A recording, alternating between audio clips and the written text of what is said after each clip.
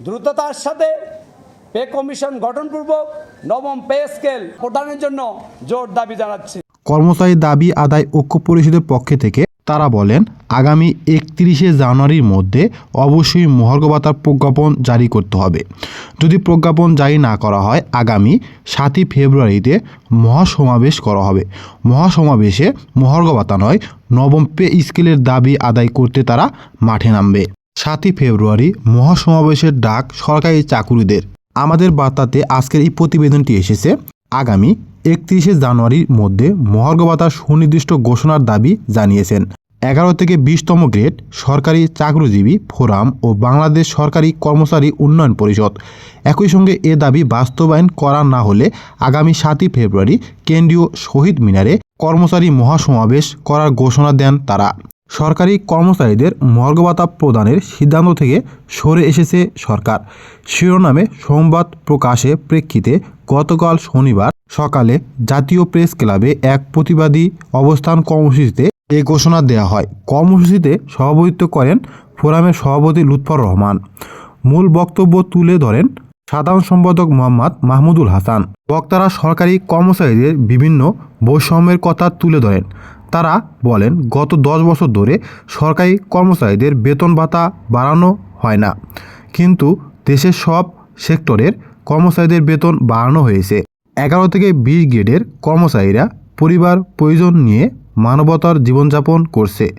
গত 7 বছর ধরে বৈষম্যমুক্ত পে স্কেলের দাবিতে আন্দোলনের পরে বৈষম্য বিরোধী সরকার মহার্ঘ ভাতা প্রদানের কমিটি গঠন করেছে, যার ফলে কর্মচারীরা আশার আলো দেখছিল।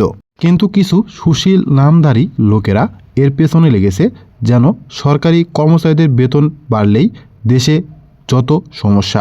নিম্ন বেতনভোগীরা কত কষ্টে আছে তা বিবেচনা না করে উপসচিবের সুযোগ সুবিধার সঙ্গে তুলনা করে কর্মচারীদের বিপক্ষে কথা বলা হচ্ছে বলেও অভিযোগ করেন তারা।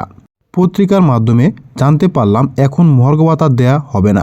যদি এ ধরনের কোনো পদক্ষেপ নেওয়া হয় তাহলে কঠোর কর্মসূচি ঘোষণা করা হবে। প্রয়োজনে সারা দেশে কর্মবিরতির মতো কর্মসূচি ঘোষণা করা হবে।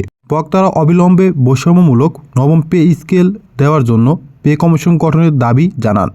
একই সঙ্গে যেসব কর্মচারী বেতন স্কেলের শেষ ধাপে চলে গেছেন তাদের বার্ষিক বেতন বৃদ্ধি চলমান রাখার আহ্বান জানান। এ সময় আন্দোলনের মধ্যে উপস্থিত ছিলেন উন্নয়ন পরিষদের সভাপতি জিয়াউল হক, সিনিয়র সহসভাপতি আশফাকুল আশিকিন, 11 থেকে 20 ফোরামের সহসভাপতি মোহাম্মদ আলী, অর্থ সম্পাদক তারিকুল ইসলাম, সহসম্পাদক আনিসুর রহমান, মোহাম্মদ শাহ আলম, ঢাকা বিভাগ সাধারণ সম্পাদক আশিকুর রহমান, সিনিয়র সহসভাপতি রবিউল ইসলাম সোহাগ, এছাড়াও আরও অনেকে উপস্থিত ছিলেন। যদি মহার্ঘ ভাতা না দেওয়া হবে তাহলে কেন সরকারি চাকরিজীবীদের আশা দিয়ে নিরাশা করা হলো, আর কেনই বা বিভিন্ন পণ্যের মূল্য বাড়িয়ে দেওয়া হলো? তাই বর্তমান পরিস্থিতি বিবেচনায় অবশ্যই মহার্ঘ ভাতা অথবা নবম পে স্কেল খুবই জরুরি হয়ে পড়েছে সরকারি চাকরিজীবীদের জন্য। ভিডিওটি শেয়ার করে বেশি বেশি মানুষকে দেখার সুযোগ করে দিন, তাহলে আগামী 7ই ফেব্রুয়ারিতে অবশ্যই আন্দোলন সফল হবে। ভিডিওটি শুরু থেকে শেষ পর্যন্ত দেখার জন্য আপনাকে অসংখ্য ধন্যবাদ।